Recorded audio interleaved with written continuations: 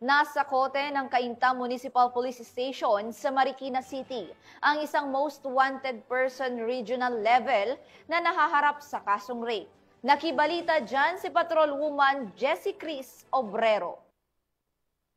Bisa na warrant of arrest na aresto ng tracker team ng Cainta Municipal Police Station ang isang regional level most wanted person na may kasong rape sa isinagawang operasyon sa Barangay San Roque, Marikina City. Kinilala ang akusado na si alias Albert, 25 anyos at residente ng Cainta, Rizal.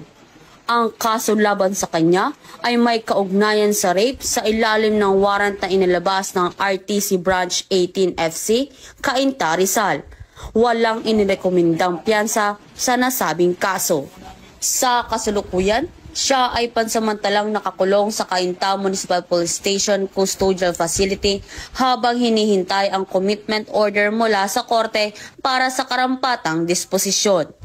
Ang operasyong ito ay patunay ng dedikasyon ng Rizal Police Provincial Office sa pagtugis sa mga most wanted persons sa rehiyon at sa pagpapanatili ng kapayapaan at kaayusan sa buong rehiyon. Mula dito sa Calabarzon, ako ang inyong Police News Network Correspondent, Patrolwoman Jessie Cris Obrero, alagad ng batas, tagataguyod ng Balitang Pulis.